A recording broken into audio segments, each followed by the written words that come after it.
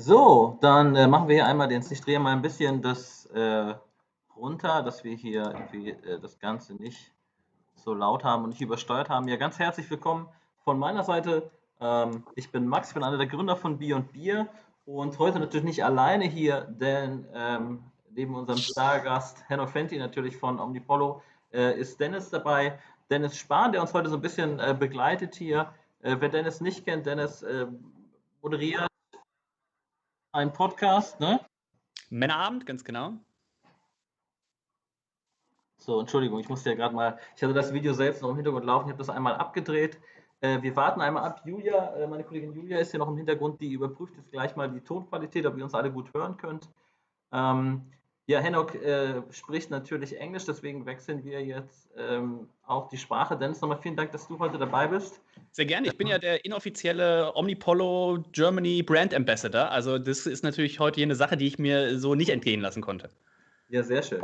Okay, man, Henok, so yeah, welcome first of all. So glad to have you here. I think it's the second tasting we're now doing since the lockdown, which is pretty close to a full year now. Yeah, I think we wait like 1 or 2 more minutes. Maybe you can say hi as well. And yeah, starting at a minute or 2 minutes past 7. I think we can say if you know one of the viewers or the viewers would like to prepare, the first beer we will be tasting tonight will be the saison. And yeah, I mean get the beers ready. This will be the beer we will be starting with. And yeah, take a little digital brewery tour with you, Henok. So glad to have you. Amazing. Thanks for having me. So Henok, are you in Stockholm right now, or where are you? No, I'm not. I'm in Ethiopia, actually, which is where I live most of the time. I've been here for 4 years almost, and I have about 4.5 months left. And then I will go back to live in Sweden again, which is timing-wise pretty decent because we're opening a brewery. So it feels very important to be back in Sweden. So great. I'm really excited about, I think we will have a little behind the scenes look tonight. You sent us over a video because, the original intention was, to take a digital live with you. But as you said, I think the brewery is being installed just this very moment, this very day. So we're really excited to get a look. And of course, we are, yeah, really happy that you got a proper German brew house. Yeah. No one's happier than we are. And I promise you we can do another tour when everything is installed as well. Yeah, I think Dennis and I will do a collaboration and coming over and do a live brewery tour once, COVID-19 has settled. But yeah, definitely excited. It's actually kind of fun, if you read a comment about Omnipollos on the internet, it's rather about, brewing like, beers, sometimes with, artificial flavors. But since we've met a few times, and we run a bar together, a business together here in Hamburg. Every time you get here, the text I will receive is, "Hey, can we get some proper lagers before or after the appointments we will be having?" So this is something that's actually kind of a fun thing to do with you, and also the passion you share for German lager beers. Yeah, definitely. I mean, I love all types of beers, and I think that we learn as we go along. And right now, we're very much into German lager, and I think that just buying this brew house, which is a state-of-the-art, fully automated system from Brauerei outside of Munich, we have also brewed a beer with them at their brewery called Kamba, and I think this is it's the beginning of something, but it's also kind of the finale of something. Just working with you guys and having a bar in Hamburg has been super exciting. I mean, regardless of the circumstances right now, I think that this kind of like brings us closer to the German beer scene, which I think it's very practical. It's closer to Sweden than the US is, for example, but it's also incredibly enriching to be able to spend more time in Europe, just overall. They're going deeper into that scene. We spend a lot of time in Belgium specifically, and I think that, Germany we're just scratching the surface, which is very exciting. Yeah, great. I think I saw the first pictures or the label design of I think it was also Pilsner you brewed at Kamba, right? I think it's Yeah. der schwedische Brauerlehrling. I think something. Actually, it was very important that we didn't call it a Pilsner. We're calling it a Bavarian lager. So Okay. important fact. Yeah. But we brewed it. I think it's cool because we brewed it with Swedish malt from a maltster that's very close to my country house in Sweden. And they custom malted it for us in according to spec. So we had to buy a significant amount, but I think it's worth it. It's just fun to kind of go all the way, I think. That's great. I think it would be a proper start, to open the first beer. Let me just talk. Julia, haben wir das Bier im Kühlschrank? Das Saison? This is what I have, yeah. Ja. Ich würde auch einmal flitzen Ja. das Bierchen holen. Jetzt hat ja auch jeder sein Glas, so everybody has got its own Omnipollo glass at home, so Okay. also in the package. I'm working with this one. I'm not privileged enough to have. I could do this one though. Do you recognize this one, Dennis? Yes, it's Yeah. really nice. But I'm really missing the Steinkrug, the Pilsner Steinkrug at Omnipollos in Hamburg. So also one of my favorite glasses. Let me get the beer. Yes. I'll start cracking this up. This takes a bit of time to open, so everybody better start. Really excited. Such an underappreciated beer style, Saison. Really looking forward. I hope it's got a little funk.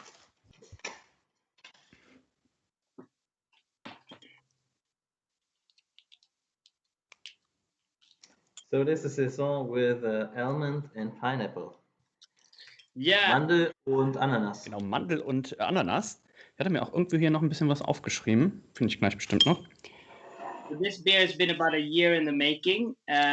Last year, so 2019 actually, so about a year and a half ago, we had a couple of meetings regarding which direction we would take the beers. Oh, by the way, I love this. The top of this one, it's kind of like has this embossed Omnipollo logo on it.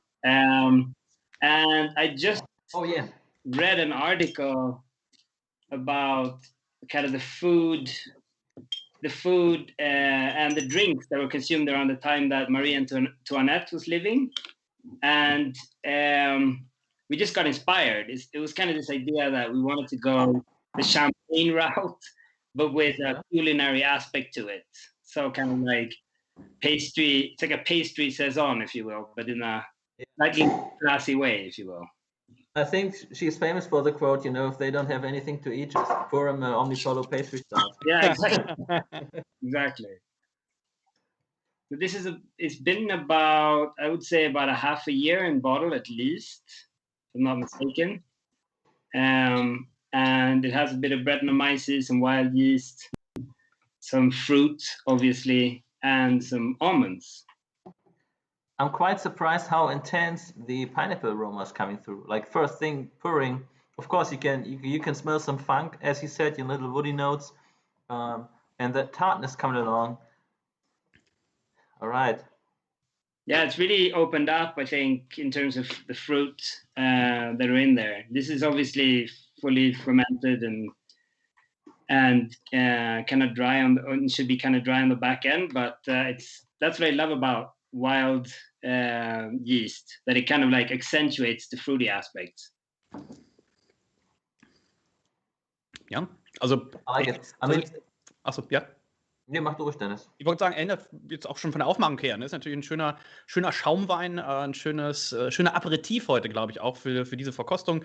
In der Nase schön, du sagst schon richtig, diese Ananasnoten, aber dann im Abgang tatsächlich diese Mandel auch. Ne? Also ausgewogene Kombination, schön.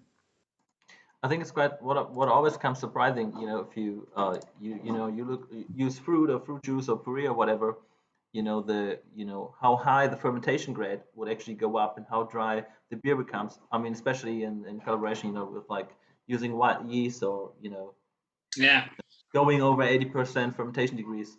It's really and getting those tardy, super dry beers, to have up front, before you start a dinner, get your appetite going. This is really nice, and I think this is a beer, that could easily go for a year or two more into the cellar, get a little more funk also, and then it would still work very, very nicely. Yeah, I agree. I mean, I think we're constantly torn between making beers that should be consumed fresh and aging things. And our barrel aging facility at the church is quite significant. And I think that like being able to,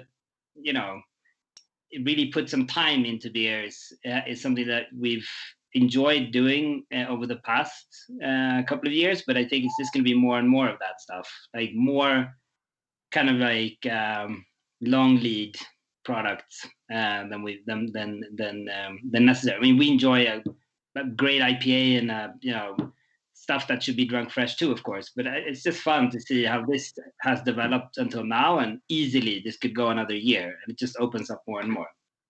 Yeah.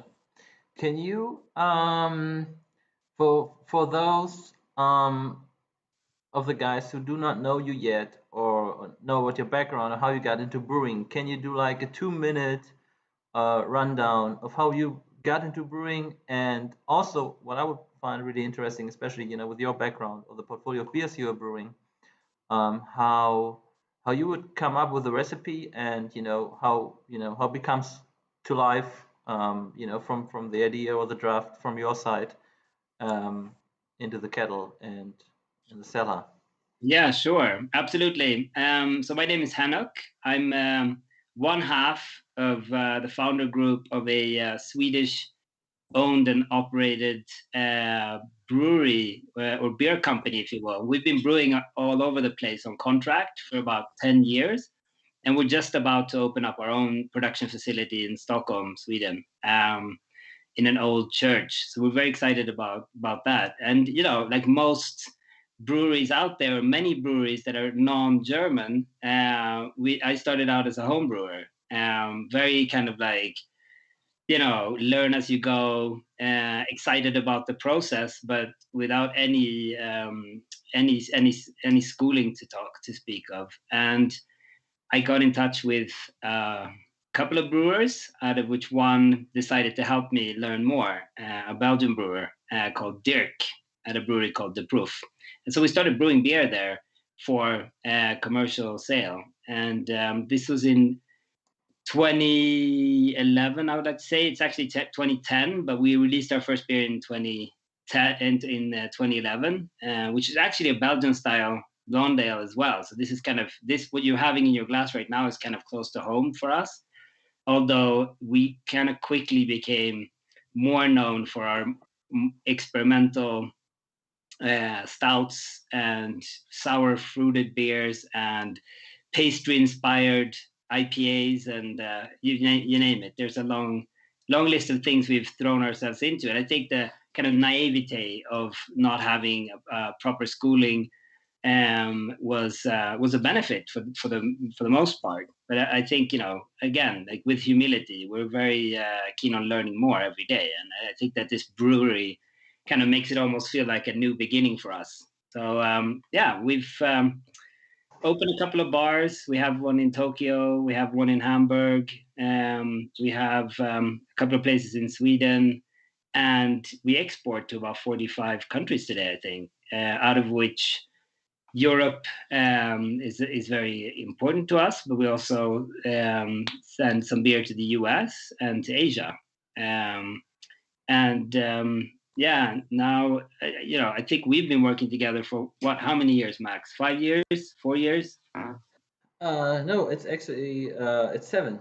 It's 7 years. 7 years. Jesus Christ. Christ. It's quite a long time. We got in contact. There is for anybody, I think there's a few people watching from Hamburg tonight. There is a coffee joint. It's called Stockholm Espresso Club. And when we founded Brausturm in 2014, he reached out to us and said, "Hey, there's this crazy guys. You have to get those beers." And he said, "I can ring them up. Talk to them in Swedish." Because back in the day, I think it was only Henok and Carl working at the brewery. I think Henok answered the phone, and at that time. That was the time when his phone number was still on the homepage, right? That could be. It was, people call me when they can't get a table at our restaurants and stuff still. So yeah, and I think it was like only very small amounts available, and it was only one importer handling all the volume of specials, so it was really hard to get. But then constantly developed, And yeah, I think that was great. And eventually, at some point, we got together and say, hey, is there any way to strengthen our relationship? And we decided to open up a bar that is actually now closed for quite some time due to COVID-19. But I think we can also say that we are basically, we have everything set and we are ready to reopen in regards of staff and everything. We just can't wait. The situation is just due to the regulations, we are having or we've had prior to the current total lockdown we are having. The place is just so small and tidy, that, keeping, certain defined distances, with the government, it's just so hard to keep. So, we're just really eager to open again soon, heat up the pit oven and, get things rolling. Also, we will take a look inside the church today. So there will be hopefully lots of new specials and experimental beers coming from the venue Henok will be showing us tonight. I just, I think there were two questions. So Adam asked, were the almonds toasted, and how did you get the almonds into the beer? Sorry, were the almonds? I didn't hear. They asked were the almonds roasted, and how did you get them into the beer? Okay, so we try to avoid tampering with our additions as much as we can. So they're more or less always added the cold side. So this is after primary fermentation in secondary, like trying to get as much extraction as we can on the cold side. And the almonds were not toasted actually, and the pineapple was added. The pineapple was added during the tail end of fermentation, so that one's actually added earlier than secondary. But we usually, as natural of a result as possible from what the ingredients, the main ingredients is as we can. We try to go for it. Yeah. And there's another question I actually have to say, because I just told Julia, we were chatting a little bit about you, and she also asked me about your background. And there's somebody asking, can you give any recommendations in regard of starting, to homebrew? And I told her earlier that you actually wrote the book about homebrewing. I think it's called Brugöl, and I think it's only available in Swedish, or is it in English available as well? Yeah, unfortunately only in Swedish. And if we would have written the book now, for sure we would have translated it. But this was many years ago, and I think around the time when we started working together. And so there just wasn't, I think we printed like 10,000 books, and when that was sold in Sweden, we were done. It's never been reprinted. But maybe one day. I think I need to update it a little bit though. It's kind of basic. It has some of our recipes that for beers that we still brew, but it's kind of basic in terms of brewing practices. So we should update it before sending it to Germany. And adding the pastry chapter. Yeah, there are some stouts, but I think at that time pastry stouts weren't really a thing. It was like coffee, vanilla, and that's it. I think we brewed quite early. We brewed marshmallow stouts, and that was kind of the first time that we added real food to a beer. But it took quite some time. It was like around the time when we opened our bar about 5-6 years ago, and we brewed a pecan mud cake beer, which really kind of took it from a beer to something more similar to a hybrid. That it kind of felt like it took off in that direction. Yeah, I just looked it up. My first Omnipollo beer, of course, it was a sour beer because I'm Europe's biggest sour beer fan, but it was the Karl Framboise collaboration with the Molen Brewery back in 2014. So, yeah, 7 years ago. But I think we just packaged some more pastry stouts that I think you'll be happy about, Dennis, and that's the Anagram Blueberry Cheesecake. Oh my God! So for the 2020, that's like the 2021 edition. Wow.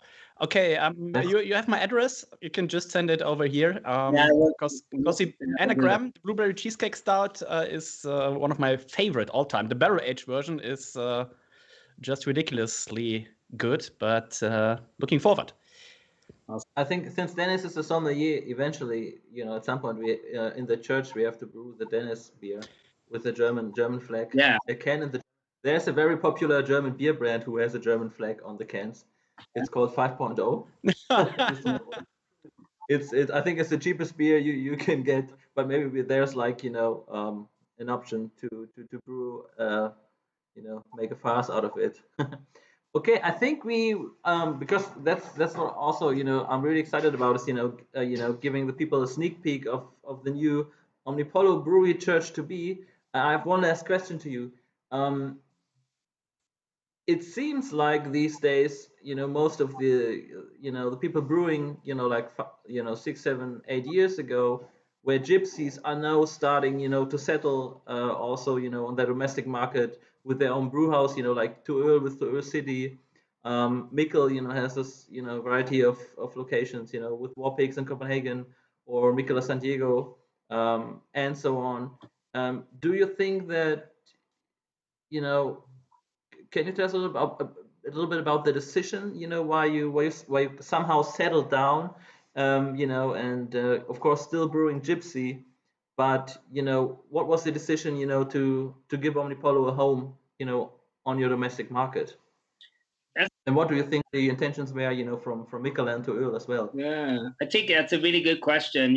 When I got that question, years ago, I would say I'm probably never going to open a brewery. I love brewing more than most things, but I still saw being able to travel and being able to meet new people and learn and experience new environments as a big plus to our setup. But I think that it's just been a creeping sensation that we are so loaded with processes and kind of like after 10 years having traveled around brewing with virtually everybody and anybody, I almost feel like I'm about to burst if I don't get to do my own thing, like in detail, be able to apply a lot of the ideas and processes that you simply can't apply if you're a contract brewer, because it's somebody else's, in the end, it's somebody else's process and somebody else's choice, And so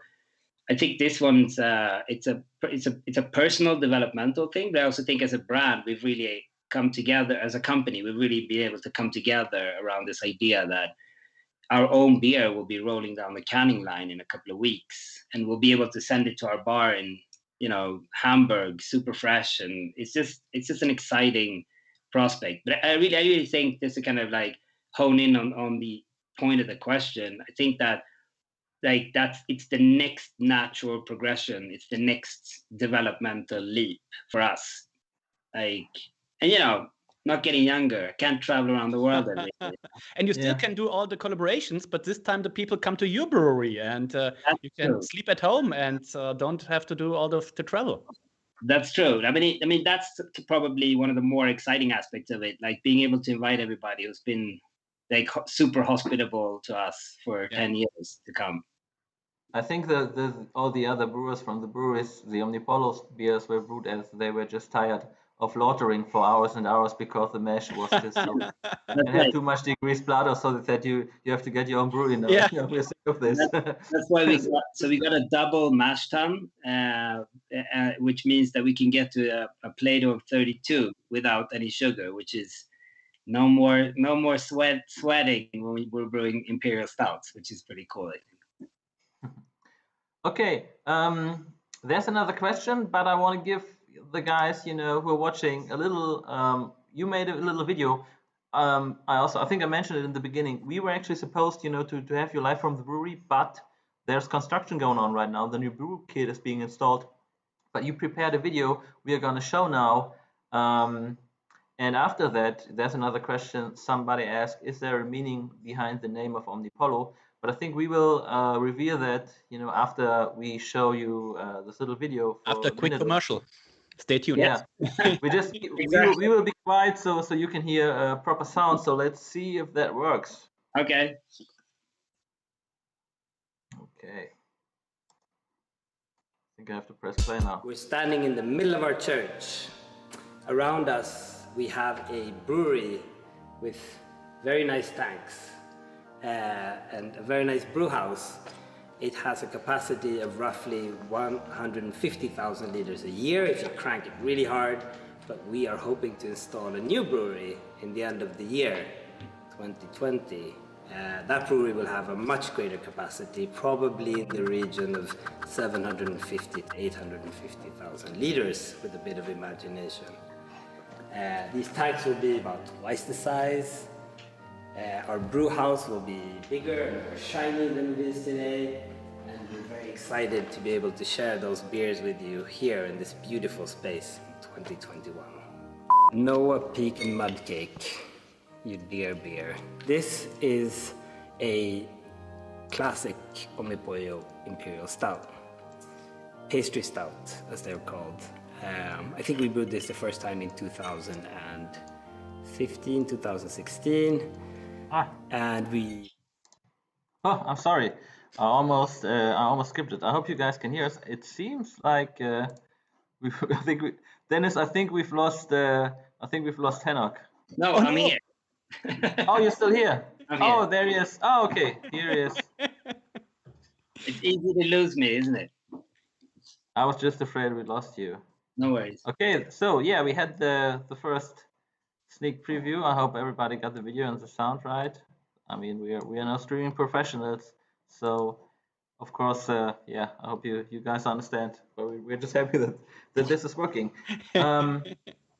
So actually, did you look? Drinkers, but not streamers. So. Oh, okay. I think yeah, that's right. I think we have to open the second beer now. Okay, cool. So we're digging into the Bianca. Bianca. Okay, Bianca it is. Yeah. Great. I mean, you know, you're supposed to, I think convention says that you're supposed to start with the lowest ABV and kind of work your way up.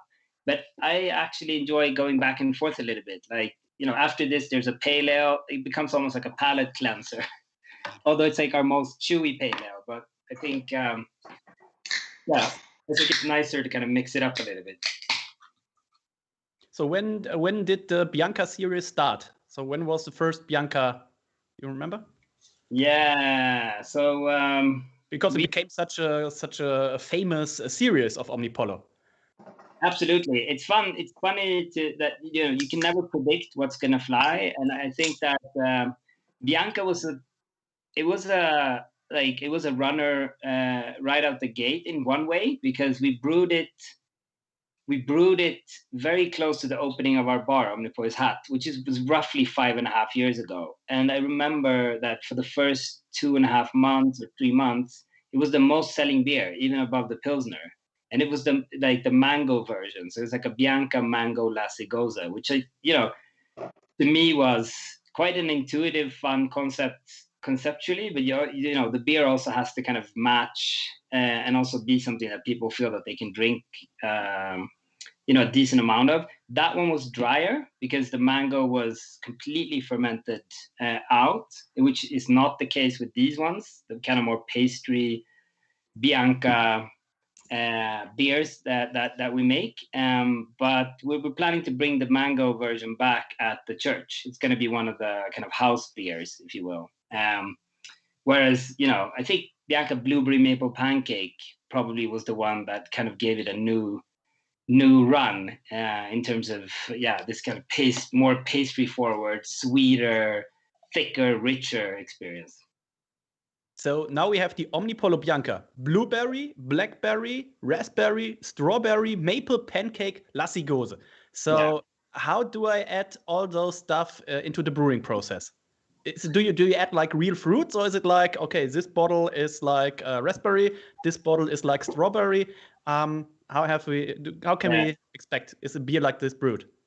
I mean, we source ingredients all the time and try and taste, and you know, some of it, everything is natural fruit, but it's most of the time to cram as much fruit into one can as we possibly can. We'll try to use something that's been deduced. So it's like a more constant, most of the water has been removed from this fruit, which Concentrat.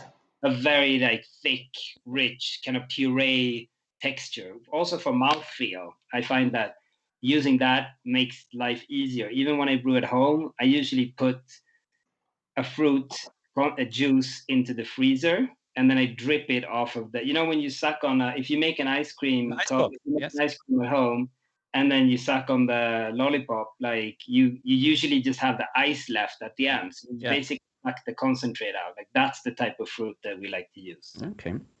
Also Max, was wir jetzt hier haben, ist eine Gose im Bierstil, aber eben mit Brombeeren, Himbeeren, Blaubeeren, Erdbeeren und Ahornsirup. Und ich muss sagen, direkt beim Einschenken, wer es noch nicht eingeschenkt hat oder wer nochmal nachschenkt, beim dem Bianca-Bieren, ich finde es immer am allergeilsten der Schaum.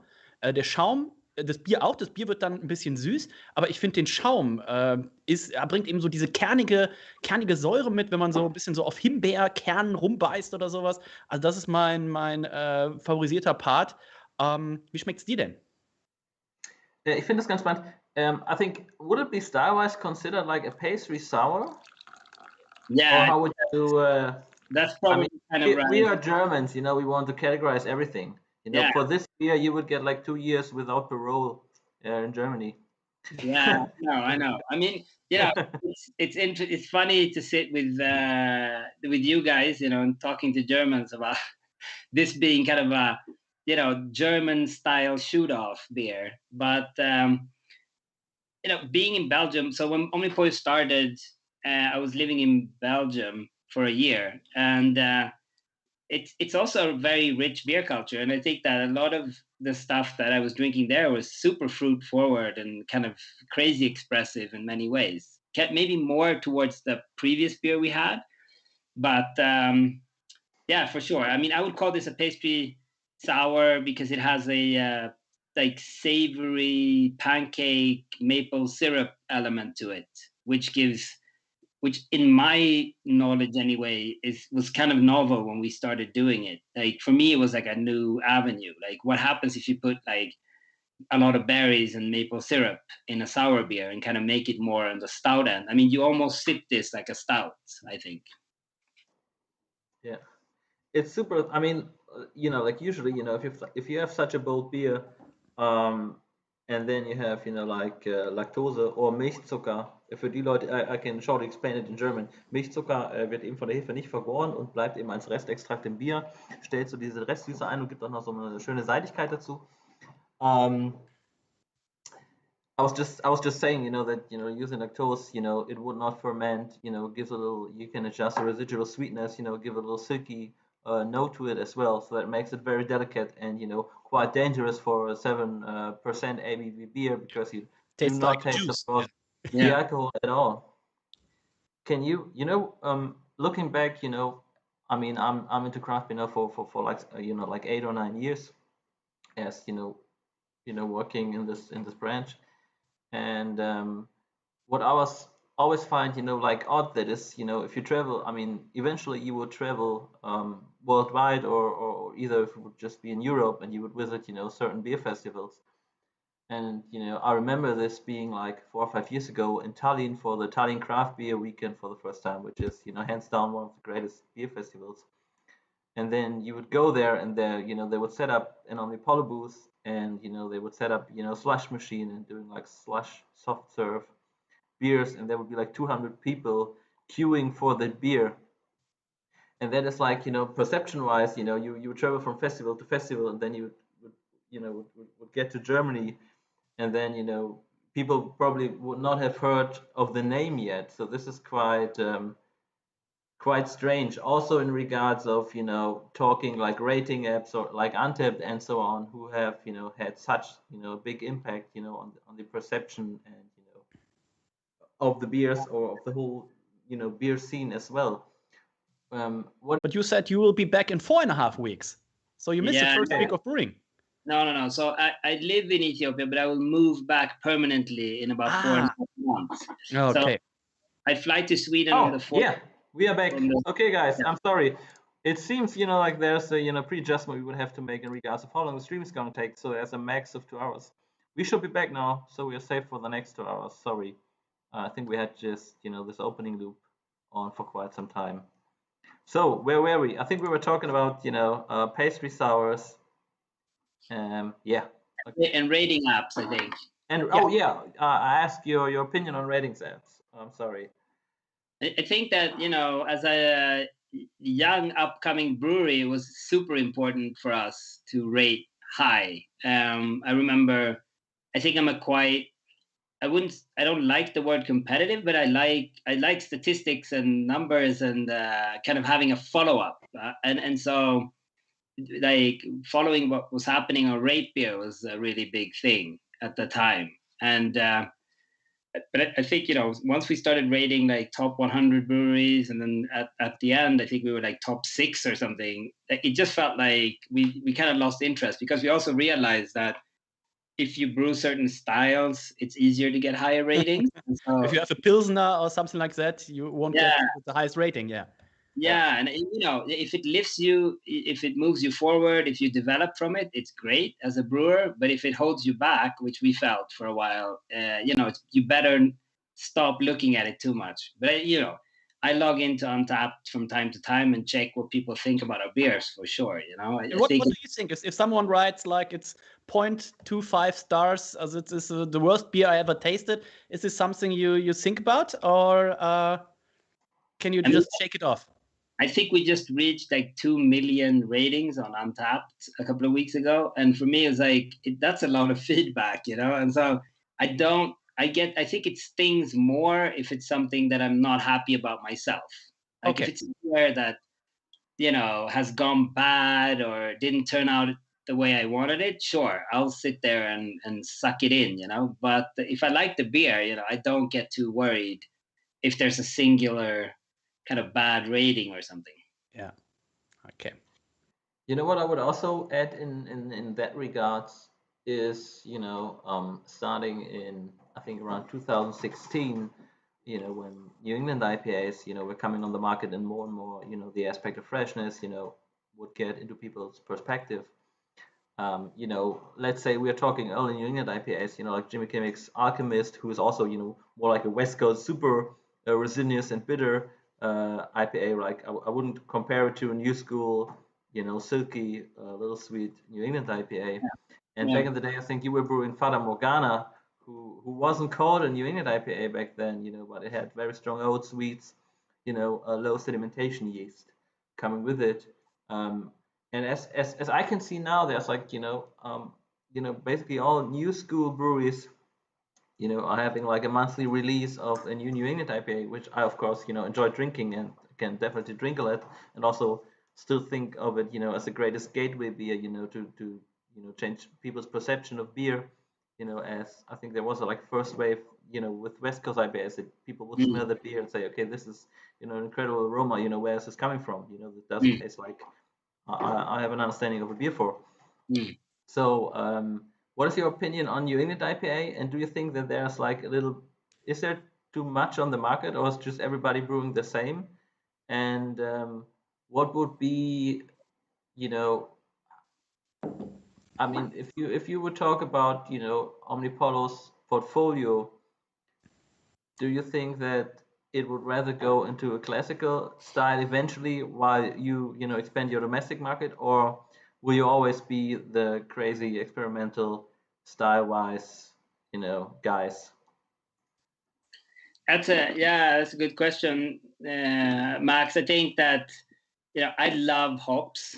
I'm actually a kind of big hop head, like, and so brewing IPAs and New England IPAs more specifically has been a big driver for us with this brewery. Like we bought the equipment very much with that in mind, and I think that freshness and attention to detail is extremely important with these like very sensitive beers. And so we've everything from that to distribution, the brewing to distribution has gone into this project. And so, you know, for sure, like I want to be able to walk into our church, our brewery, and order an IPA, a pale ale, a double IPA, or a triple IPA, and kind of be floored by it. Like it's kind of, you know, it's a very attractive aspect of what we do, and we brew a lot of IPAs at home and try things and think about them and dream about them. that said, like I get bored pretty quickly, as you probably figured out. And so moving from one style to another has been very important for our development. Like I think we've, when we brewed our first imperial stout, as with most people who brew their first imperial stout, we had a very, very low level of degree of confidence in that style. It was just like, let's learn this. The ship has sailed. Everybody's brewing imperial stouts. Maybe we should try to learn more about it. And now it's kind of, we brewed, I can't even remember how many stouts we brewed, but it's kind of something where we're at a level now where when we built the brewery, it was like we just had a very clear idea of how we brew stouts, and it's very cool to be able to do that on a commercial level. We look very much forward to sharing that stuff with you guys.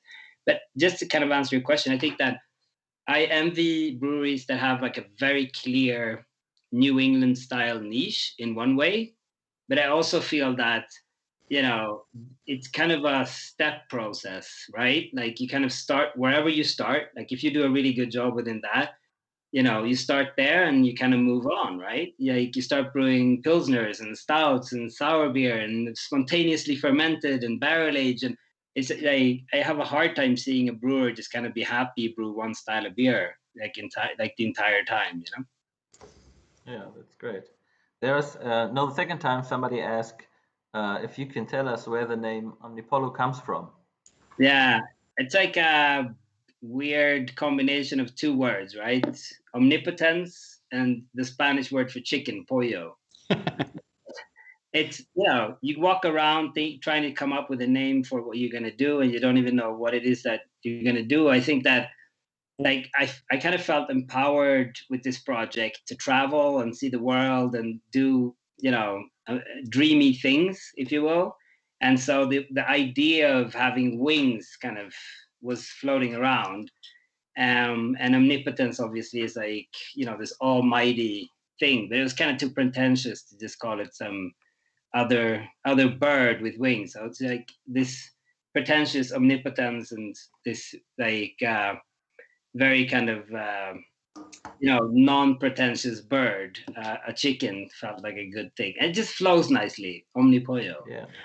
It's also very easy to trademark. Nobody wants it, so it was a good name. It turned out, but it took 10 years for us.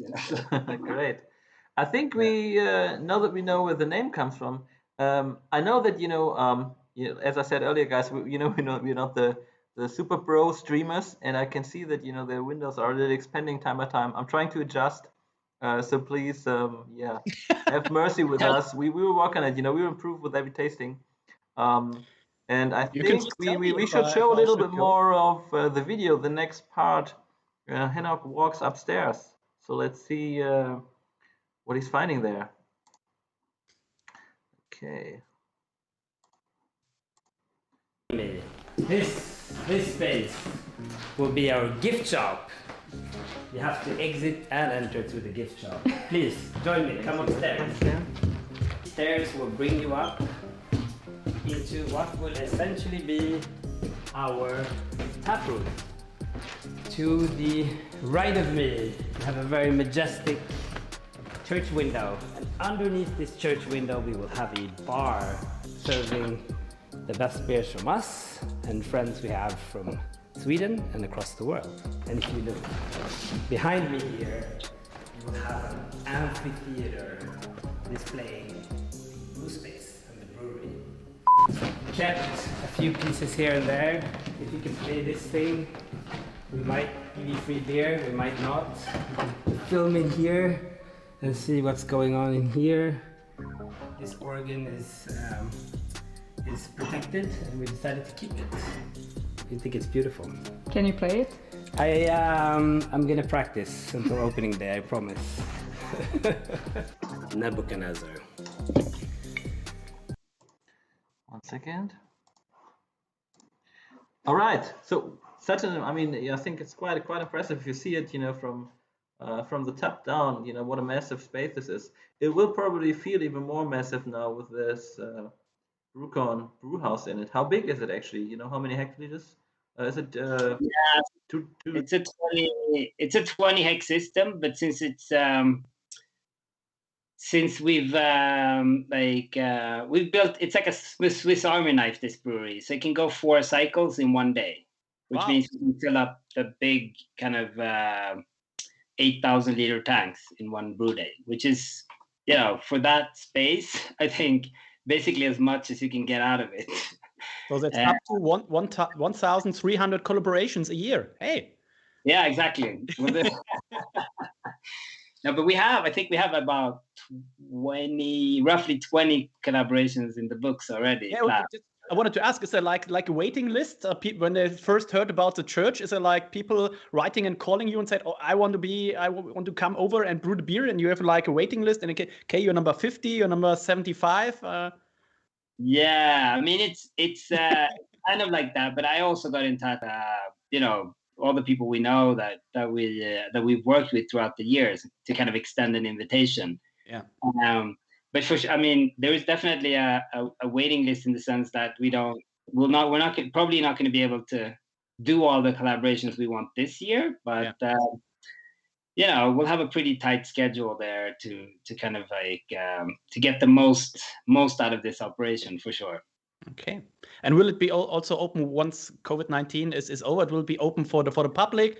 Is it possible around to do like a Omnipollo beer festival? What can we expect? Yeah, I mean, we have a very beautiful space on top of the brewery. It's like an amphitheater, more or less, like a balcony with one part stretching out, I want to say about 20 meters in, so you can have a bar there overlooking the brewery. So that's going to be, I mean, it is truly going to be a brew church where you're going to be able to visit, I think, 100 to 150 people.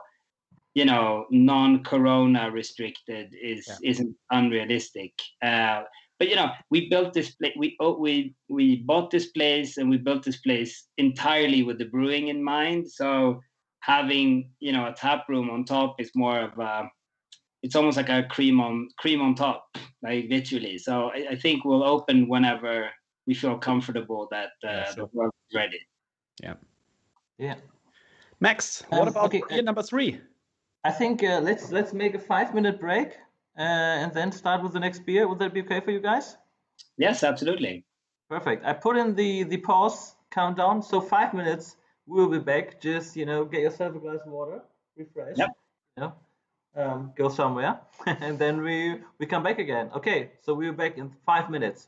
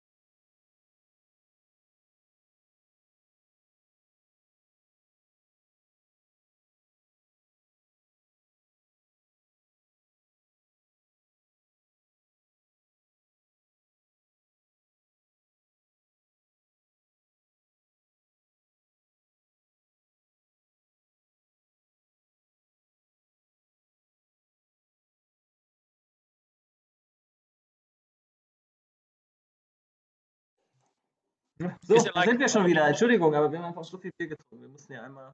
Is there like a Omnipollo YouTube channel?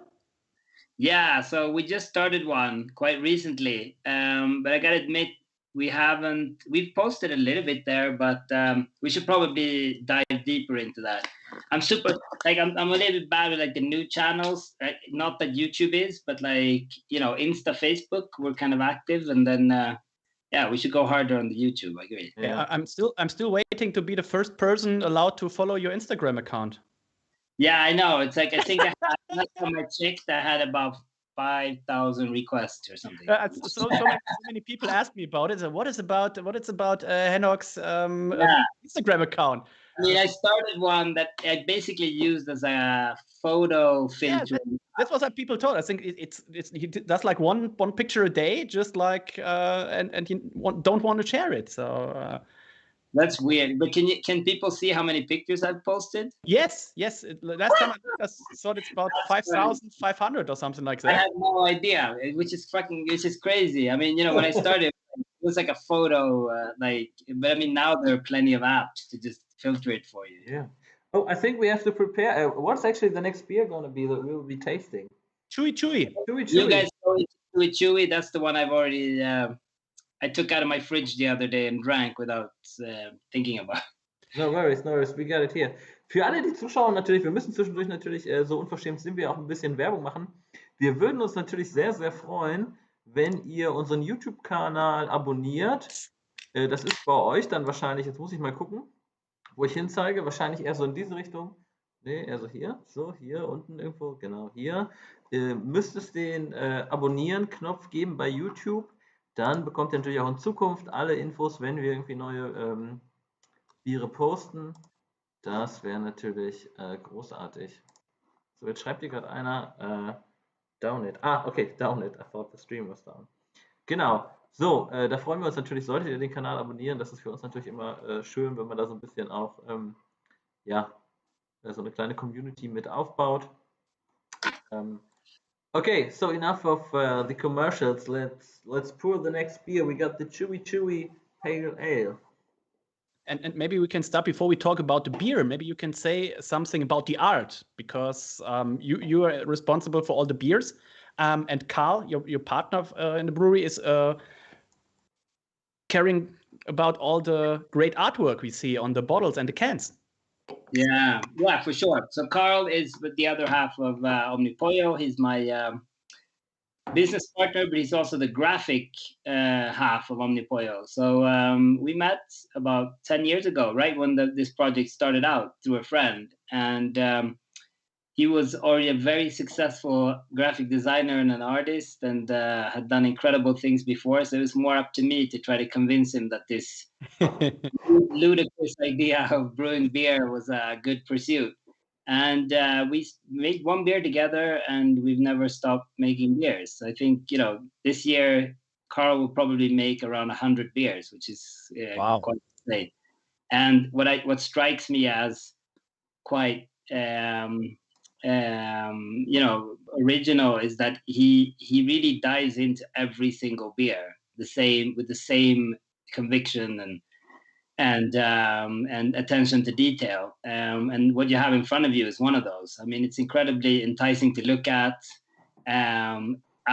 This series of beers it's a pale ale series that kind of try to hone on one aspect of the hoppy pale ale category. So it's either very crisp or very chewy or very aromatic, or it can be different. It can vary, and basically trying to like explore beer. You could take any style and do the same thing, but we just felt like a pale ale was a good way to kind of dive deeper into it. And so with a very high precision, he's put 3 malts on there, which I think is very fitting for this kind of more on the chewy side pale ale. A lot of oats, high mash temperature, to try to kind of bring it into this sphere of not being too dry and florally, but more of a combination between hops and some chewy mouthfeel. I think this is so great. This is like, you would get those dank notes pouring the beer, and a little pineapple with it, and then you take the first sip, and there's like this little silky residual sweetness, there's a bitterness you can feel, and some fruity, new school hops, but it's just so well balanced and it's like super fresh. And I think this is, if you would go out more and pour that kind of beer to people who rather say, hey, I'm not so much into beer, I'm gonna have my Riesling or my wine or whatever, I'm fine with it. Just say, hey, this doesn't take anything near your classic Pilsner beers, just give it a try.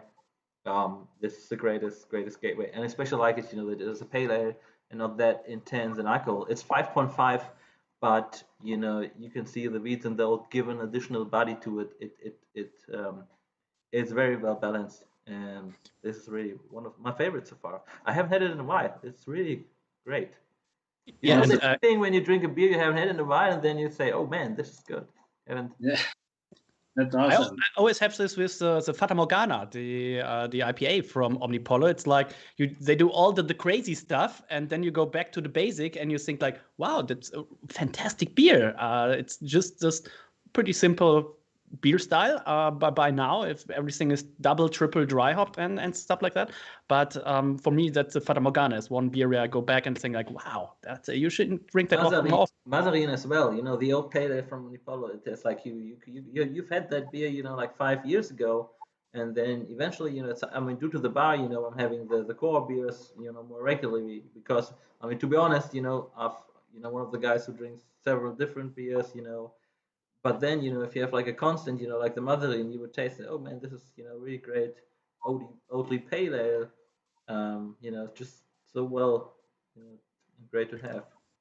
I also got some feedback because my dad is watching, and today it's his first Omnipollo beers, and he sent me his feedback so far. So the first beer, he said it's okay. It's not his beer style. He's more into like regular beer, like a Pilsner beer to pale ale. The second beer he liked even more. He said it's a beer to enjoy like on a Hawaiian island under the palm trees. Nice. And he really likes beer number 3. He says like the smell and the look is incredible, and just like Max said, the pale ale is like the perfect beer to get people in beer styles like this. So seems like there's a lot of hops in this, Max. Yeah, someone asked what hops it is. I think it's probably. I could imagine somebody also wrote mosaic. So I could imagine it to be mosaic as well. I mean, I can say I can cheat, but I can say that more or less every beer we make has some level of citra. And I think this one specifically has some mosaic as well. That's absolutely right. But I also think it has a little bit of Simcoe.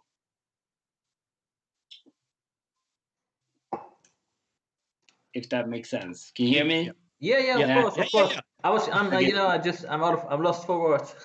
I mean, usually, I was, seeing this meme earlier today where, it was about a craft beer snob who says, yeah, he drinks every beer and says, yeah, it's quite okay. But then, this is quite, I mean, like as you said earlier, it's quite easy to brew certain beer styles and get good ratings on Antep, while brewing lagers or your classic pale ale is quite hard to hit a certain score.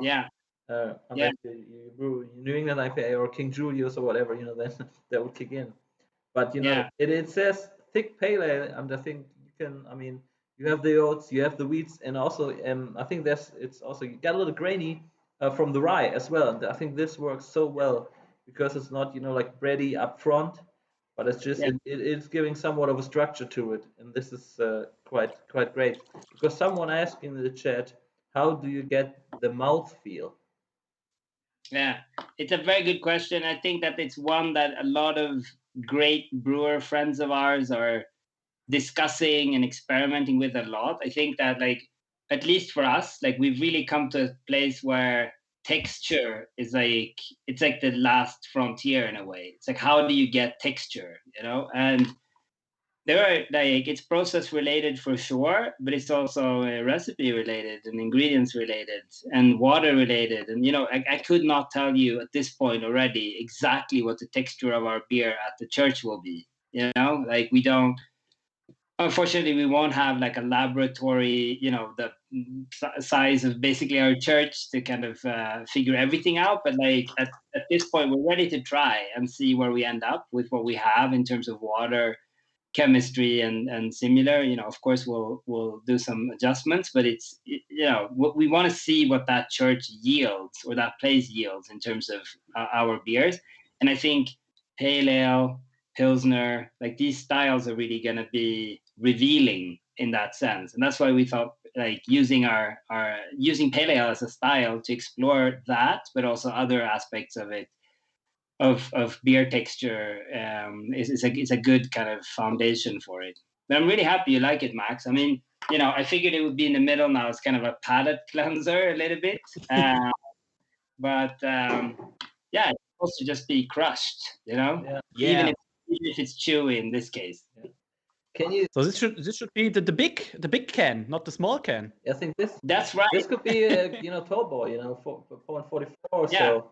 Yeah. I mean, That's right. you said This could be in a smaller can, and the Yeah. other one could be in a bigger can. Yeah. I agree. So what kind of can are you using when you fill the beers from the church? What size can you choose between? We'll have 33 and 440. Okay. And we'll also have 20. It's a weird size. We'll have 25 for the as hard well. seltzer. Yeah, for barrel aged stouts. Oh wow! Okay. Yeah, and probably if we do seltzer for sure, that will probably. So everything goes to the can. No more bottles. We'll probably get a bottling line later. Okay. Maybe also again for like barrel aged. Barrel aged stouts are about a year away. So if we make, we spent basically every cent we have on this project. So if we get some money back, we'll buy a bottling line. You should do like a crowdfunding. Yeah, we might do that. We might do that. It's if we were like earlier, we should have done that 10 years ago, Dennis. Okay. Yeah, I think exactly. Henok, you said earlier, when we were talking about New England IPAs, that there's, certain range of brewers, who are, so known for, certain style of beers. And I know that you've been to Trillium, you brewed together. We got some beers from them over, I think for the first time to Germany as well for the bar. Yep. How's your exchange, with, other world-class brewers? How do you reach out? Let's say eventually you will stumble upon a Trillium can at some point in your life, or you will meet those guys at a festival. Maybe you stumbled upon a can.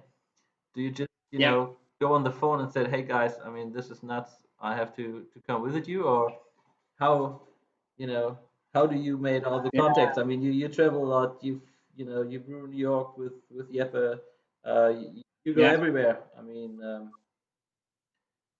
I mean, with Trillium specifically, we were at a festival in Santa Rosa, California. I think about 4 or 5 years ago, or maybe even more. Called Rate Beer's Best. So they arranged that. I think 2 years in a row. It was like I think all the top 100 brewers were invited to the festival, and about roughly half of them showed up or slightly more. And so it was like an incredible beer context there at a festival. And I tried every beer I could get a hold of, and then I tried this IPA that completely blew me away. It was just like, what the hell is this? It was just incredible. And one of the founders of Rate Beer just like grabbed my arm and took me over to this booth where JC and Esther, the founders of Trillium, were pouring beer. And at that time, they were not a big operation, and so they were kind of like happy. They'd heard about us, and we were from. I think we were, if not the only, but like I think there were 1 or 2 breweries from Europe there, and that's it. I think there were some Belgian brewers, and that's it. And so they just they were happy that we we kind of reacted in this extremely positive way to their beer. So and that's how we got to know each other. Like they were basically like, come over if you have your, if you ever swing by the East Coast, like come and see our place. And we did that I think maybe months later we came back to brew with them. So it was like a pretty quick one. And then, that's usually how it goes. Like festivals is a great breeding ground for that. That's why this year it's been so strange, because now what ends up happening is you see somebody online that does something interesting, and I'll basically reach out and say, hey, my name is Henok. What you guys are doing looks cool. Can I send you some beer? Like, and usually people won't say no to beer. I'll send them a package of beer, and they'll send me a package of beer, and before you know it, we've sent 100 emails back and forth, and they're coming to the church or whatever it is. Right. I remember also, like, I think that had a very strong impact on me, like the first Trillium beers. I mean, also what is what surprised me most is was anything related to texture. It was like, it looked like somewhat of a peach juice, the first Trillium I saw. It was like, from texture wise and also in regards of taste, it was so silky.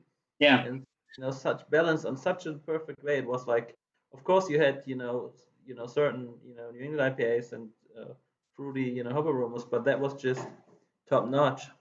And we actually we just today we put on some Trillium sour beers.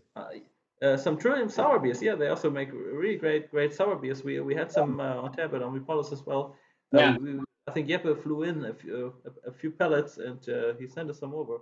Yeah. So if you guys are up for some Trillium sours, which are really great, it is more of an American wild ale, so it's a little more charred than what you expect. Very high fruit content as well, super high fermented, but it's if I think there should still be some bottles. Grab some and have a taste. If anybody's watching, it's really those are really rare to get. Don't buy them to put them in your cellar. You should also drink it to get the experience.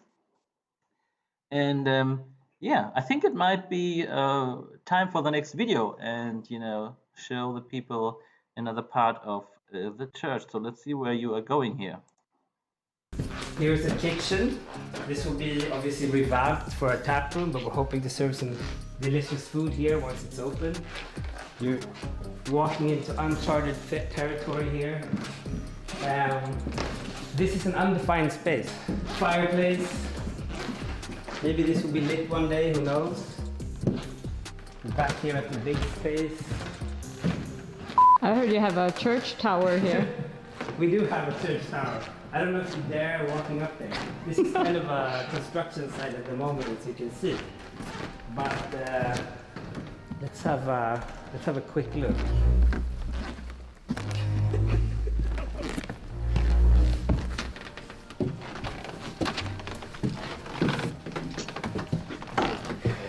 Maybe we'll sell our stuff here. Maybe we'll just have guests sleep here. We're not sure just yet, but it's kind of it's kind of uncharted territory for all of us. And the exciting thing is there are rooms popping up left and right. Super fun. Oh yeah, that's the room nobody dares going up to. We've only been up there once. That's the actual church tower. Let's go and have a quick look at the barrel room. You have to be very flexible to be able to make your way down here. Please join me. Let's see if there's any light in here. Come, join me. Can I help you out with the camera? Yeah. Let's see. Okay. So, this is a small space that we've dedicated to barrel aging some dark beer. It feels like we're only making dark beer these days, but we like dark beer. We have some bourbon barrels, some small port barrels, freeze distilled Imperial Stout, 30% in those barrels, which I'm pretty excited about. Super exciting. Carl Gardin original artwork in the back. 2021, when Corona is out of the picture, hopefully, we'll all celebrate with magnums of this stuff. Back up. I'm amazed no one's hurt themselves here yet. We need to fix a more beautiful way of entering this space. Bye bye, barrel room. See you later. See you later.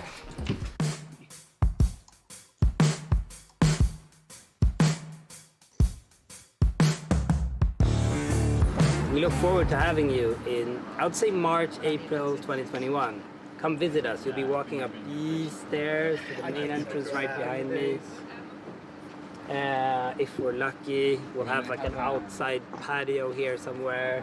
Maybe you'll sit on the stairs and drink your beer. I shouldn't promise too much. We're super excited about this, and we hope you are too. Hey, Bill, I'm in the mood for a switch up. I hit the function, hit the rose till I hiccup. I hit the stage and overshare to the. That's so great to watch. I think, we couldn't hear the sound, but I think, knowing you also for a while, you're like the most polite and modest person in the business, probably. I know. It's just so great, see you walking around there like, Hans in Willy Wonka's chocolate factory. You can definitely see, you're quite excited, about what's going to happening there. And I think a few months from now, when Carl also, put in some finishing touches, and Wow, yeah. on Tyrius, I think this place will be, like a benchmark place. I'm really, really excited. It's so nice to see you walking around there like a little kid, on the playground, being excited about what's going to happen here. So great.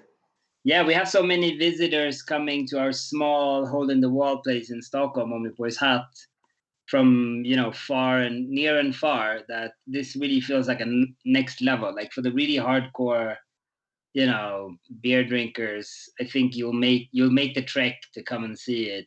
Is it like easy to reach, or is it more outside? What is it? Yeah, so it's about 15 minutes by 15 minutes by public transport, but it is outside of the city center. Okay.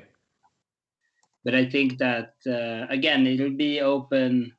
Our places in downtown are open, 7 days a week. This might be open 3 days a week or something like that to start. Yeah. And yeah. There are some people. Just so you guys know, the video, we'll go on YouTube. Once we're finished with the live video today, we just put it there, so it will be available at all times. So just enjoy the evening. If you just drink 1 or 2 beers, it's totally fine. We were sharing a little sampler here, so that's quite great. So just we of course always during like moderate consumption and enjoyment of such great brews. So feel free to come back at any point later, the next days, over the weekend, and just jump in again.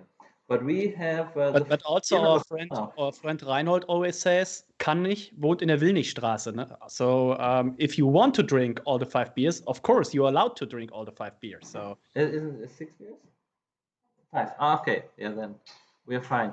Julia, my colleague Julia has joined me today. She's assisting, and also I have to drive her home after the tasting. So whilst I'm taking small sips, she has to finish everything.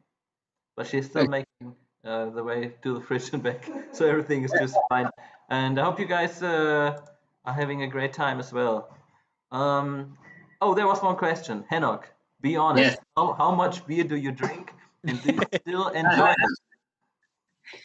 I think quantity is not maybe huge, but I drink quite high ABV beers and stuff. So like it can get to beer festivals, and traveling gets the numbers up. I think this year has probably been the least out of any year to have had Omnipollo. Yeah, because to the beer festivals, you always bring the Steinkrug. So yeah. Exactly. No, but I try a lot of beers, but I very, very seldom, actually, very rarely finish a beer. So you'll see, like after evening like this, like all the glasses will be like half full. But I try. I would say probably thousands of beers a year. So you'll do the math probably. So it's time for beer number 4, I think. Now we have the Omnipollo Cream Team Mango Space Food Double IPA, 8% ABV, and it looks fantastic.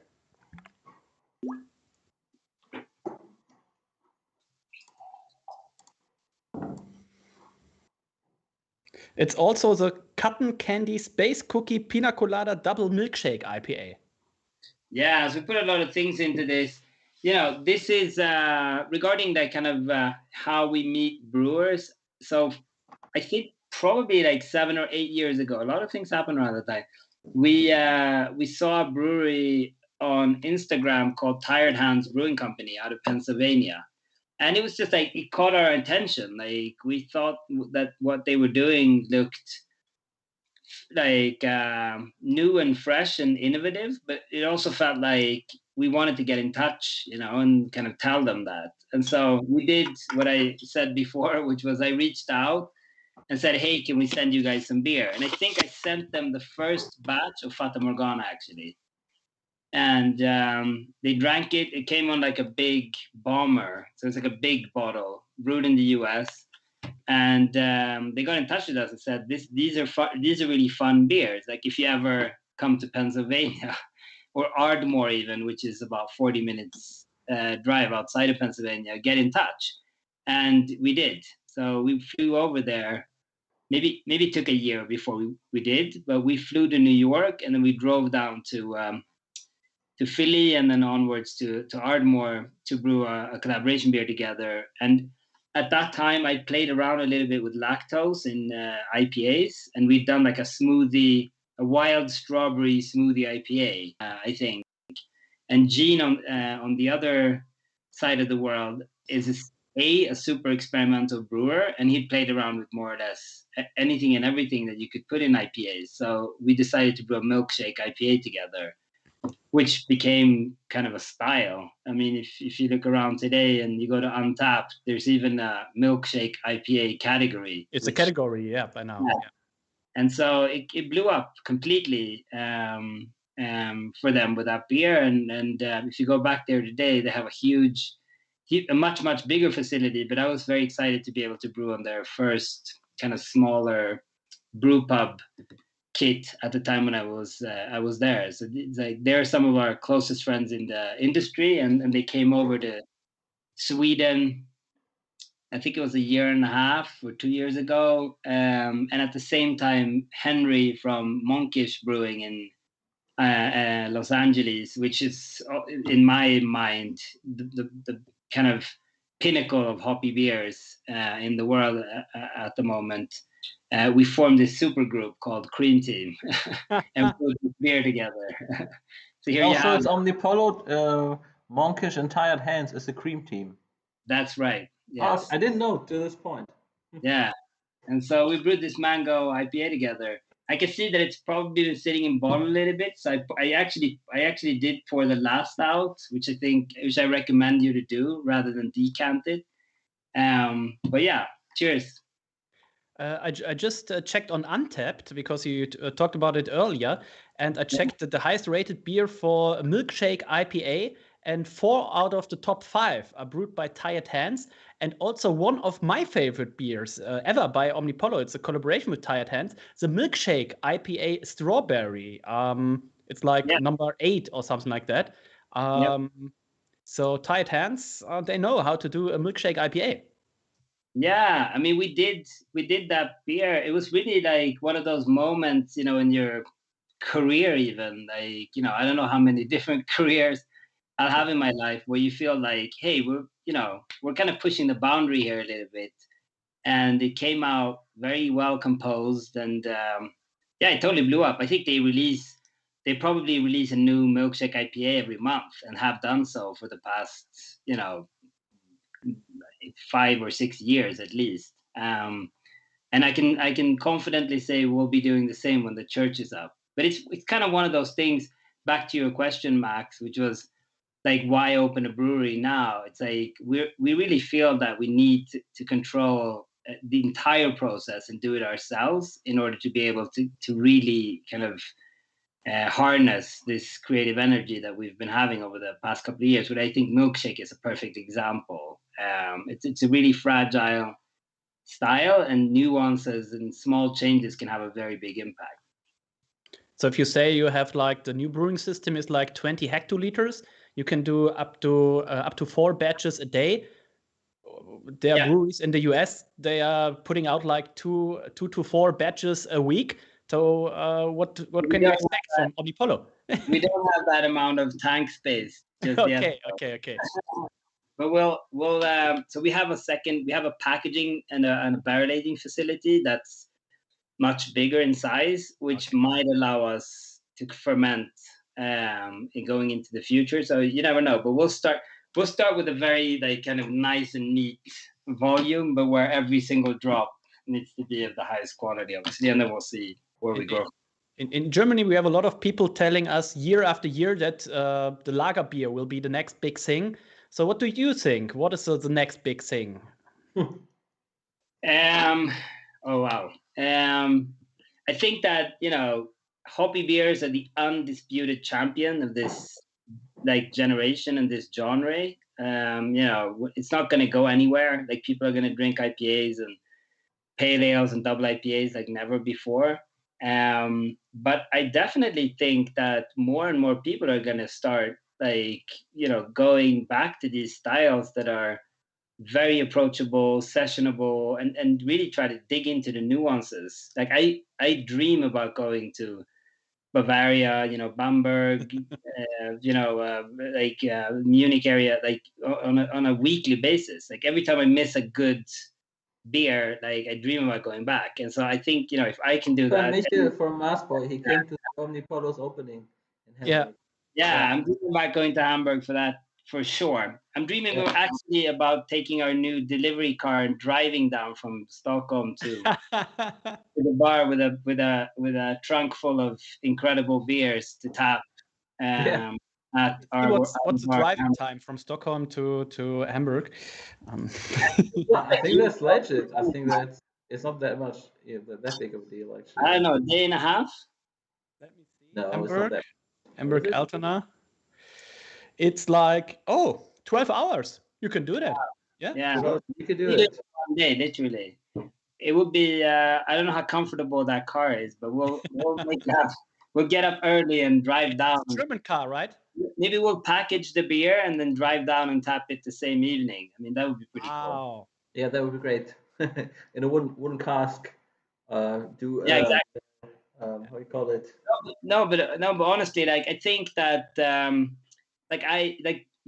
we all work differently. Like for me, like if I love a beer style, I really want to master it. Like I'm not happy just drinking other people's versions of it. Like I really want to master it, like on a very deep level. And I think that it's a never-ending quest to kind of master these different beer styles. Like as soon as you think you have something locked in, like you realize you don't. And so it's hopefully it'll yield better beer for the people, but it's a lifelong journey in a way. Amen. Nothing to add here. Actually, it's always crazy, how you would stumble upon, a question that somebody would ask you, what do you think is going to be, like the next trend, or, how the development is going to be. But, to be honest, if you met someone who's really, into beer also, you could see that there's certain understanding. There's always this appreciation, from very, classic brewing, of traditional lager beers to bring the most fancy pastry sauce or whatsoever. I think there's just this appreciation, for this craft, no matter how you would define, whether it be new school or, the most traditional brewery you would stumble upon. There's just, I think, all have to, receive the same value at some point. Like I said, in the beginning, like this is almost, such a unappreciated beer style, because every brewer you would meet, he would really be eager to brew a saison, but it's everyone knows saison is really hard to sell beer style. it's wheat based. It's a high fermentation degree. If you're talking, like I think the Colonel, for example, in London is one of the best brewers in regards to saisons for me. Apart from traditional Belgian brewers, Yeah. and his saisons are so close to like Anna and stuff. If you're looking at his farmstead in Sean Hill, he's famous for his Yeah. saisons as well. And the Colonel is coming, I think, quite close Yeah. to those. It's just really, you have to have a chance, to try those and then see, okay, how's the market developing within Yeah. Europe. So hard, and it just, I remember the first years, I couldn't, get a hold of on saison, or couldn't really, understand it or how I would drink it. But it's really, yeah, that was coming. Yeah. I think non-alcoholic beers are going to come strong, at least looking at kind of where we are getting requests more and more. It's like non-alcoholic. I have a feeling it's going to like shift from being this kind of bland, lesser version of beer to becoming something else, like where you can actually drink it because of the flavor, not like because you're driving, Yeah.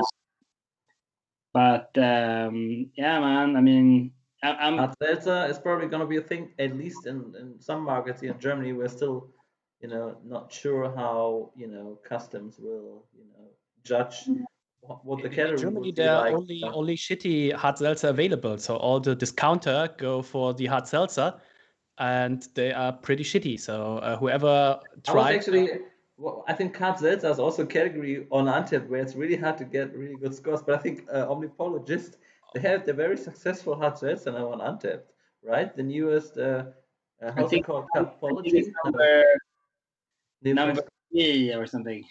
Yeah, it's got a really good reception.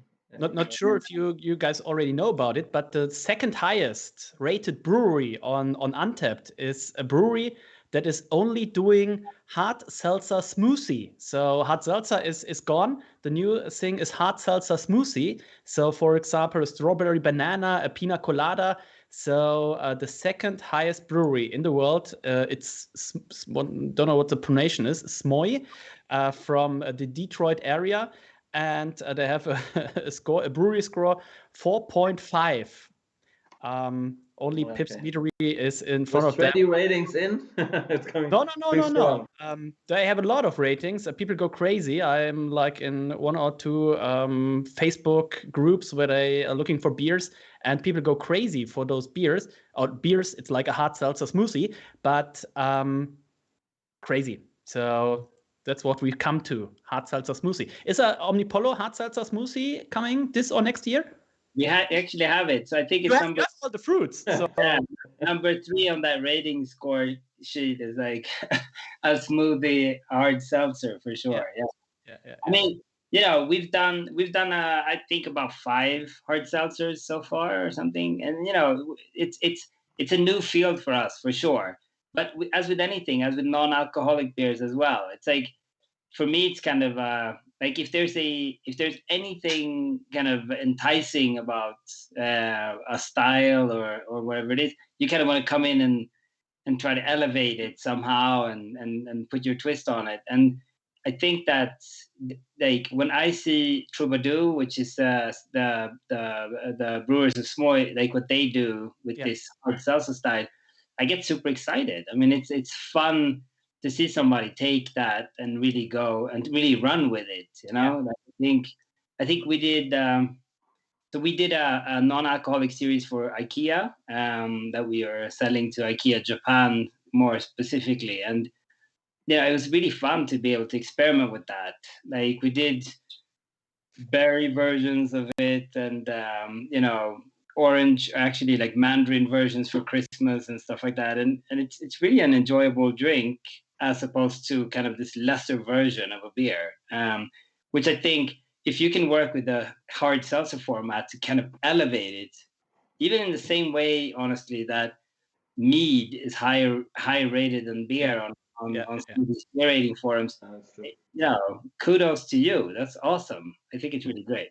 But there's meat also available at Omnipollos Hamburg. So once it's open, come over there. You get all the crazy shit. Yeah. Yeah. I think we have to make another shout out, of course. We guys, we know that you want us to open again, and I think Kai, our new bar manager, is also taking part in the stream tonight. I sent him over a package, so he's here. I hope he's watching, but I think so. Maybe he's working. So far, we would really love to open like in April. To say so. We're just hoping. That there's going to be some progress. We will open again. We have everything, like set and in place, and we just can't wait to do so.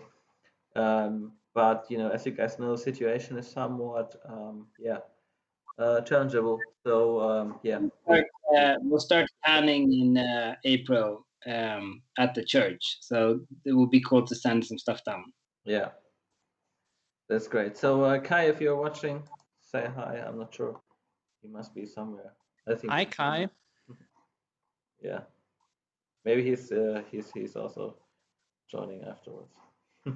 Okay. Oh, somebody's asking about the next beer, and of course, if Sure. you talk about Omnipollo, you have to talk stouts for sure. So, I get it. Dennis, you make the introduction again. I mean, it's we have this routine now that you say what beers we are pouring. What's in it? Sure. So we have the Omnipollo barrel-aged Mammoth Imperial Stout, 12% alcohol. It's very delicious, I think. So Omnipollo is well known for its stouts. I have a couple of bottles in my store here. For example, the Noah Pecan series is very famous. Henok just earlier spoke about the anagram. It's a blueberry cheesecake stout, which is one of my favorites. And I'm really looking forward to this version. I never had this before. Henok, what do we have to expect? Okay, so this one we brewed in Spain, actually, at a brewery that we'd never brewed any beer before. I think that what you can expect is texture. This is one of the thickest beers I think we've ever made. When we brewed it, it was like it just moved in a different way, and so we decided to put it on barrel and just forget about it for like a year. And this is the result of it. And I think it's pretty cool that it comes on can, because it's the canned format. It's just the contrast between how this beer moves when you pour it and the can format is just very, very big. But we're into coconut. There's so much coconut in here that you can probably see floaties in your glass as you pour it. There's hazelnut, which I think is it adds a nice nutty contribution to it. We have not used that much roasted malts, so this one's more kind of in the fudge chocolatey realm of our imperial stouts, which actually made this beer Mammoth quite enjoyable when it was fresh too. So it's fun to see kind of what the barrel has done to it, the bourbon barrel, which is what we've used for this. But also, again, going back to kind of the idea, for us at least, of experimenting with what barrel does to a base recipe. I think usually we brew more roasty for barrel. This one was super soft going in, and it should be even more soft coming out, but with a clear kind of bourbon like bite to it, which hopefully cuts through that sweetness and all these like coconut elements that are in there. But I mean, this is so like I poured in my glass and you can see ingredients in there, Yeah. Crazy. Proper pour, I would say. I think the question earlier, do you even still drink? I mean, it's like after that you will have. What's the temperature right now in Ethiopia? So this is like it's very hot during the day, around like 26 degrees plus, and then in the night it gets super cold. So it's because it's at 2,000 meters above sea level. Oh, okay. Yeah, so it's like I guess like high summer in Sweden would be the same. Like if you sit outside now, you'd freeze because it's hours later too. But I mean, we can give it a nose. Like I'm more interested in hearing what you guys think. Okay, so actually, apart from the coconut part or the nutty character you were mentioning earlier, I think it has like it gets like super grainy, like almost pouring a bowl of cereal in the Yeah. morning, you have like, wie heißt nochmal dieses geröstete, like, like a granola kind of, like roasted, caramelized cereals you would get. And this is, like a smell of, freshly roasted granola, like you open up this bottle or you roast, granola, and you often the whole house, smells like this nutty, grainy treasure. So nose is like 10 out of 10 for me. Let me read what our friends from Beyond Beer write on the homepage. Who's doing those texts, Max? I can't say it, specifically for a certain beer, but Okay. I So think it's not- Hendrik, actually, our colleagues, it's kind of tough time right now, so we are really working, like in teams in the office. So it's basically just 2 or 3 people working, Okay. and 2 of our colleagues, they didn't get the tasting package, so we sent our colleague Sönke over. He had to drive the package over, like 2 hours ago, so they could participate. So Hendrik, Greetings to if Sönke. they are watching. So Hendrik is probably what- writing the most text, I would say. Yeah. Let me read. Einfach nur wow. Schon das normale Mammut war ein extremes Bier. Diese fast gelagerte Version setzt dem Ganzen die Krone auf. Dieses Imperial Stout wurde mit einer unglaublichen Menge an Kokosnuss, Vanille und Haselnuss gebraut und anschließend in 2 unterschiedlichen Fässern gelagert. Die beiden Willet Rye und Buffalo Rye Whisky-Versionen werden anschließend zu diesem Bier verblendet. Noch Fragen? So we have 2 different varieties of barrels used for this beer, and the rye whiskey is very in the nose. It's the first thing you got from this beer. Yeah, I agree. Actually, I think for us, like we usually, I'm very good at fanning out on other breweries. Like I become fans. I become a fan very quickly of other breweries, and I think that when it comes to stout, there's one brewery in the world that does it like nobody else, and that's Side Project out of St. Louis, Missouri. And when we were there brewing, we brewed we call it a billionaire's hot chocolate, which is basically a heavily marshmallowed, like super gravity imperial stout that he's gonna barrel age for a year or 2, and we did the same. And when all these beers that I've been drinking from him, like he kept on coming back to the fact that they were based on rye, partly.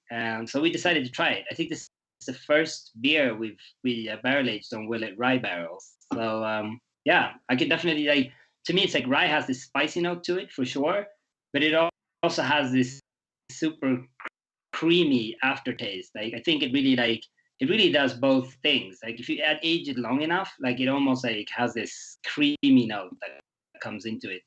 This beer also, by the way, has lactose, has part of the explanation, but I really think it's the barrel, to be honest. A lot of vegan people are complaining to me about all the lactose in the beer. Yeah, we try. I mean, What can we do about it? we're not as heavy on lactose anymore as we used to be honest. Yeah, I mean, if I make a double IPA, I usually don't add lactose. If I make an IPA, I don't add lactose. Like these beers are very straightforward to me. But I think with imperial stouts or imperial porters or similar kind of, like, it can sometimes help to round things out a little bit. Like again, this beer was not brewed for barrel. It was brewed to be smooth, like from the onset, because it was a new brewery we'd never worked with before, and usually we'll brew something kind of straightforward to release straight away, but we liked the taste so much we decided to put it on barrel, and this is kind of what came out of that. And yeah, there was lactose in it from the onset, so that kind of carried through. Okay. I'm actually, by the way, I'm lactose intolerant, just for the record. Oh. oh gosh. Dennis, if he keeps on drinking that much Omnipollos beer, he also will get diabetes. Yeah. So you have to be careful as well. From all those, Next time somebody asks me about lactose, I say Henok himself is lactose intolerant, so he's drinking, so you can. You should. I think this is. I think also. I think you could definitely see. Like looking at Omnipollos in the past years, you can definitely see like a shift towards a more. I wouldn't call it natural way, but more of an organic approach to say so. I mean, apart from brewing pastry sour Yeah, with fruits and stuff. yeah. Regards of the stouts, I mean, you could definitely see this yeah, more. we're growing up a little bit. Yeah, non-etcher. As a contract brewer, like honestly, like as a contract brewer, I think that you're kind of forced to motivate your existence every day. Why how can you motivate being a middleman between a brewery that produces the beer and somebody that sells it? And I think that it's more expressive concepts and beers have just been easier for us to export further. Like if you're going to send a beer to the United States or Japan or whatever it is, like if you're going to send a pale ale, it better be a very good pale ale, But if you make it something spectacular or what you put a lot of creative energy into it, like it just becomes more reasonable, I think, to have your business.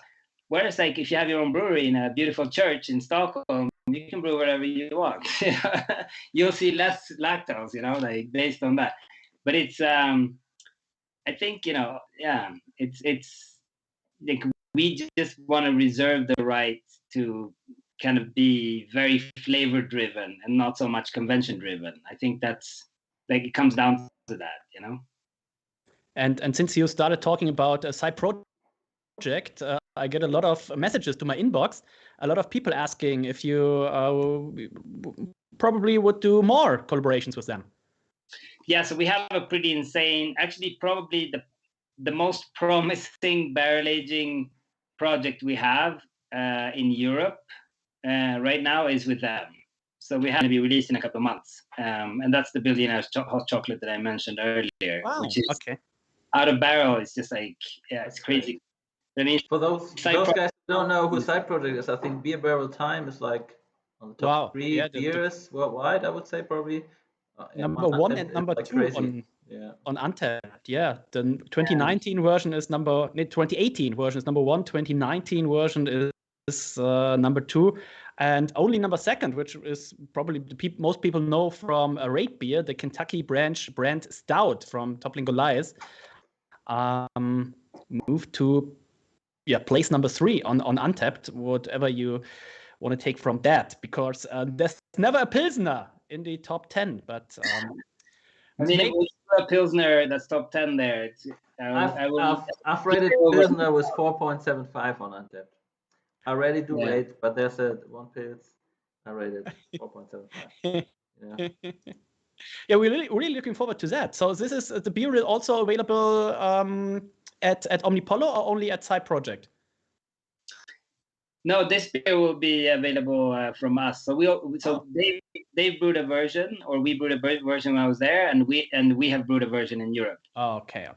We're doing this like a live streamed blending session where we'll send him our barrels, because it's like I think 16 barrels or something, and he'll do the same, and then we'll blend them together and package them that way.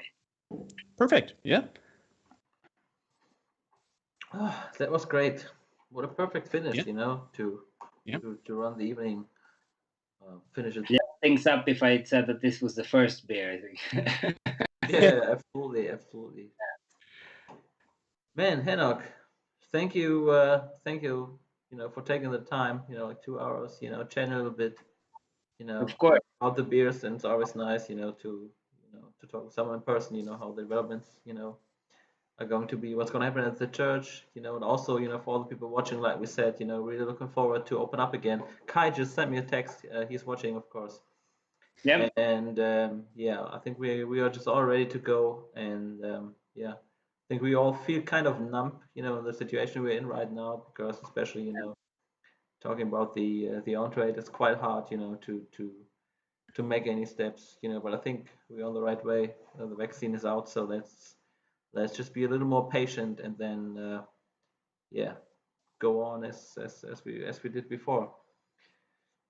Yeah, Dennis, thank you as well for participating. Yeah, maybe the final feedback from my dad. Yes. He wrote, okay, the first two beers were okay, but after that, wow. It's like you really want to meet Henok, and he says he would take his own Steinkrug and come to Ethiopia to make that happen. But just like we heard, he'll be back to Sweden very soon. So just like Max said, COVID is over. I think there will be like the chance and to visit this awesome location, and maybe the perfect time. Just the world was just like on like a timeout, a perfect time to build a brewery. No time wasted. So really looking forward to that.